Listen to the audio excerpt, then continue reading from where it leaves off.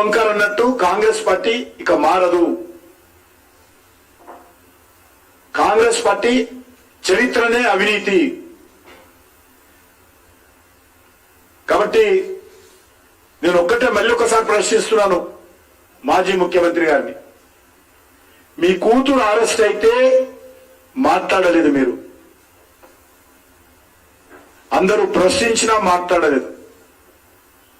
ఢిల్లీ ముఖ్యమంత్రి అరెస్ట్ అయితే మాత్రము స్పందించారు. దీని వెనుక మర్మం ఏమిటో, దీని వెనుక కారణం ఏమిటో, దీని వెనుక మతలం ఏంటో తెలంగాణ ప్రజలకు చెప్పాల్సిన బాధ్యత కేసీఆర్ గారికి ఉందని మనం చేస్తాం.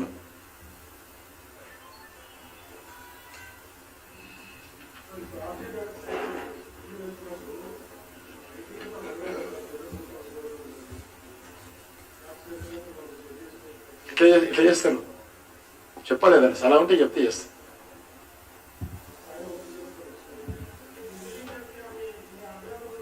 అయ్యా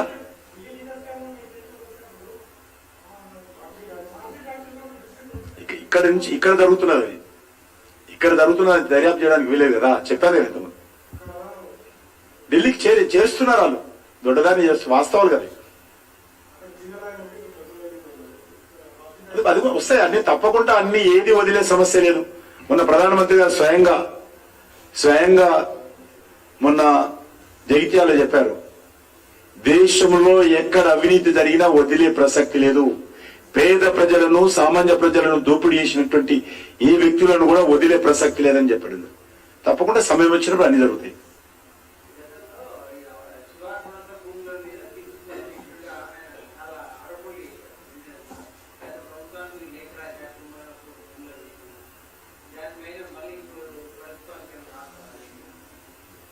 నేను ఎప్పుడు ఎమ్మెల్యే ఉన్నప్పుడు ఉత్తరం రాసిన ఈ మధ్యలో.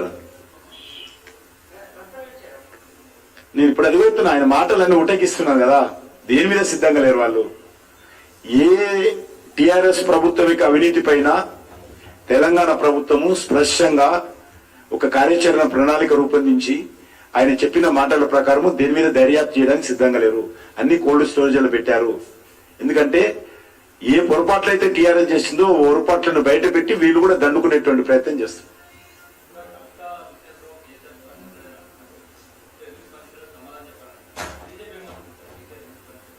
నేను అడుగుతున్నా, తెలిస్తే నేనే చెప్పాను కదా, నాకు తెలిస్తే నేను చెప్పాను కదా, నాకు తెలియదు కాబట్టి అడుగుతున్నాను. నేను నాకు తెలిస్తే ఇందుకు కారణంగా ఆయన స్పందించాలని నేను చెప్పాను.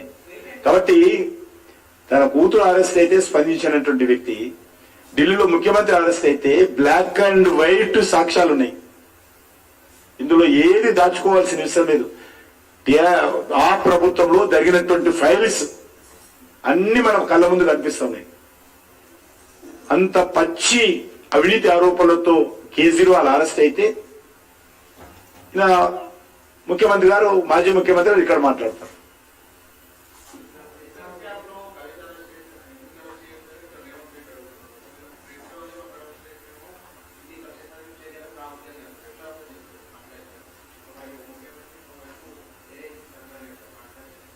మళ్ళీ ఒకసారి అడుగు.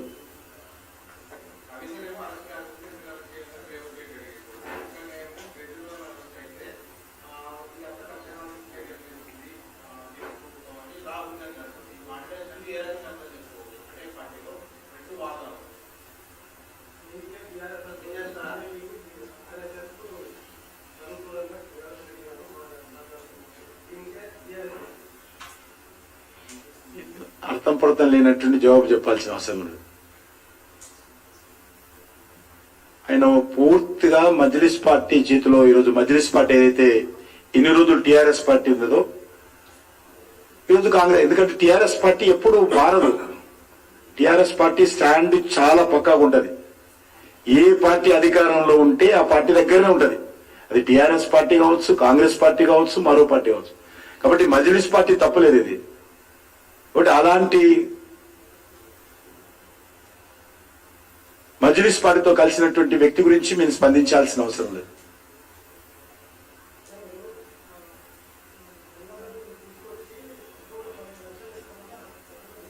ఎవరు ఎడ చెప్పారు? ఎవరు చెప్పారు? ఎడా ఎప్పుడు చెప్పారంటున్నా? ఎవరు చెప్పారు? ఎక్కడ చెప్పారు? ఏదో చూపించండి, ఒకసారి చూపించండి ఎక్కడన్నా. మేము విదేశాల నుంచి బ్లాక్ డే తీసి ప్రతి అకౌంట్లో 15,000 వేస్తామన్నది ఎవరు చెప్పండి? ఎవరు చూపించండి ఒకటి.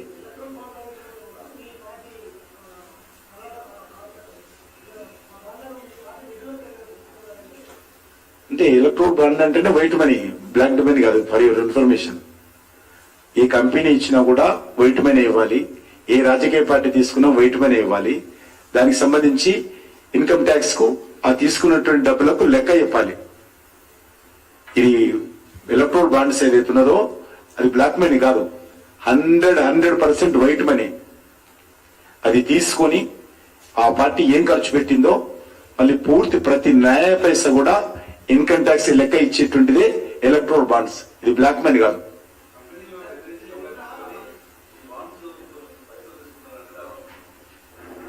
బాండ్స్ అందరికి ఇచ్చారు, మేము ఒక్కరే కాదు కదా. అన్ని రాజకీయ పార్టీలు అట్లే తీసుకున్నా చెప్పండి ఎవరు అన్నోళ్ళు. వాళ్ళకు వచ్చినటువంటి డబ్బు, వాళ్ళ తీసుకున్నటువంటి బాండ్స్ వాళ్ళు బెదిరించి తీసుకున్నారో చెప్పాలి.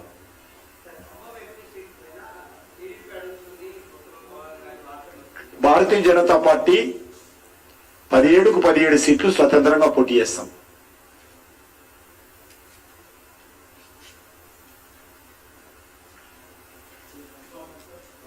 పదిహేడుకు 17 సీట్లు ఇప్పటికి చాలాసార్లు చెప్పినాను. అఫీషియల్ గా 17కు 17 సీట్లు పోటీ చేస్తున్నాం మేము.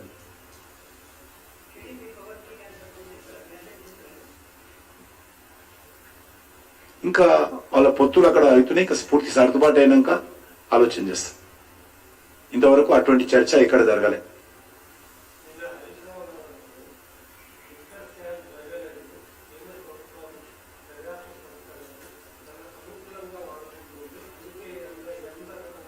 ఇప్పుడు అలా అలా అలా పిఏలు ఉన్నారు కదా, కవిత గారితో వ్యాపారం చేసినటువంటి వాళ్ళందరూ కూడా అప్రూవర్ గా మారి వాళ్ళే అన్ని వివరాలు ఎందుకు చెప్తున్నారు?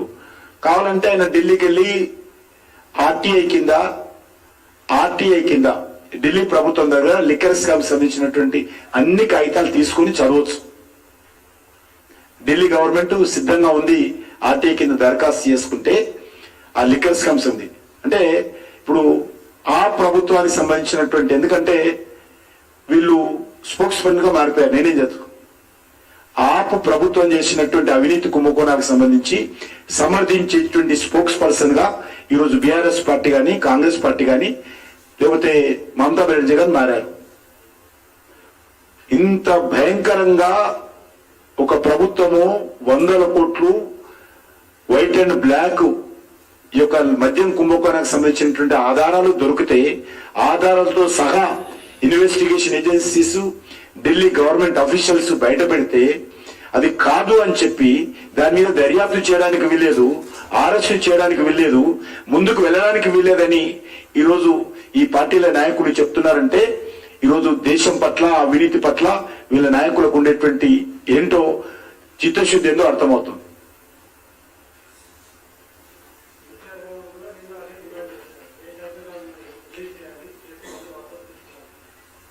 తీసుకోవాలి వారు. అదేంటారు అవినీతి పనులు ఏమంటారు? అవినీతి పనులు అదే అంటారు. ఇప్పుడు మేము ఏదైనా భారతీయ జనతా పార్టీకి ఏమాత్రం దీంతో సంబంధం ఉండదు. ఇన్వెస్టిగేషన్ ఏజెన్సీస్ ఏదైనా ఒక న్యాయస్థానం ముందుకెళ్తే న్యాయస్థానం ఏ రకంగా ఉంటుందో మీకు తెలుసు. సాక్ష్యాలు లేకుండా, వాస్తవాలు లేకుండా దర్యాప్తుకు ఏ న్యాయస్థానం కూడా అంగీకరించదు. మేము డైరెక్ట్ గా ఈడీ అరెస్ట్ చేసి ఇంట్లో పెట్టుకొని దరఖాస్తు చేయడం లేదు. 24 గంటల ముందు, 24 గంటల లోపు అరెస్ట్ చేసిన తర్వాత పూర్తి వివరాలతో ఎందుకు అరెస్ట్ చేశామో కారణాలను కూడా న్యాయస్థానం ముందు చెప్పారు. న్యాయస్థానం ఏకీభవించింది దర్యాప్తు సంస్థలతో.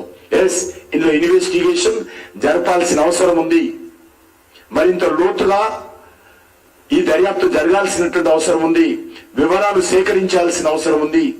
ఇన్వెస్టిగేషన్స్ చెప్పినటువంటి వాదనను న్యాయస్థానాలు అంగీకరించి ఈడీ కస్టడీకి ఇచ్చారు ఈరోజు కవిత గారిని కానీ ముఖ్యమంత్రి గారిని.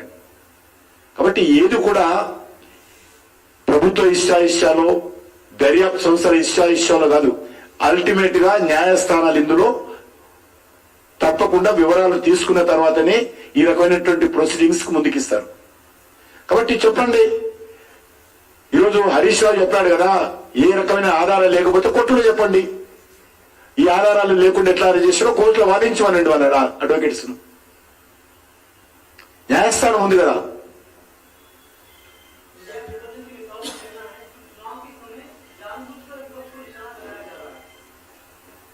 चुनाव आया है, बहुत दिन से चुनाव से पहले भी उनको नोटिसेस दिया गया, नोटिसेस को जवाब नहीं दिया, इन्वेस्टिगेशन एजेंसीज के सामने आए नहीं, चुप चुप के बच के आने के लिए प्रयास किया है, सिंपैथी लेने के लिए प्रयास किया है. आज भी धरना कर रहे, घेराव कर रहे. क्यों कर रहे? भ्रष्टाचार करते एक तरफ, दूसरी तरफ धरना करते. शर्म होना चाहिए ये लोगों को. डूब के मरना है ऐसे लोग. चलो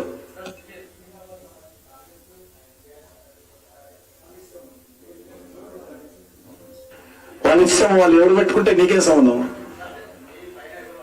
ఎవరుంటే ఉంది, నాకు ఎవరున్నా ఏం పరపడదు, నా వెనుక ప్రజలు ఉన్నారు.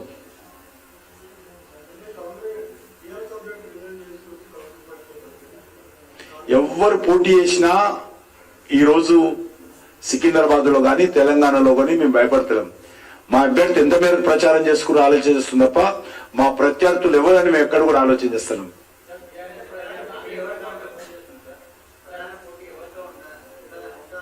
చెప్పాను కదా, ఇంతకుముందు చాలాసార్లు చెప్పాను. ఈరోజు ఈ రాష్ట్ర రాజకీయాలలో బీఆర్ఎస్ పార్టీ ఇర్రెలవెంట్. ఇప్పుడున్న రాబోయే ఎలక్షన్స్ లో అసలు అవసరమే లేదు. ఆ పార్టీ పోటీ చేయాల్సిన అవసరం కూడా లేదు. ఏదైనా పోటీ అంటూ ఉంటే ప్రధానంగా ఉంటుంది. అది చూస్తాం దగ్గర, అది నామినేషన్ అయ్యని చేసినాక చూద్దాం. అది నామినేషన్ ఎప్పుడైనా చూస్తాం.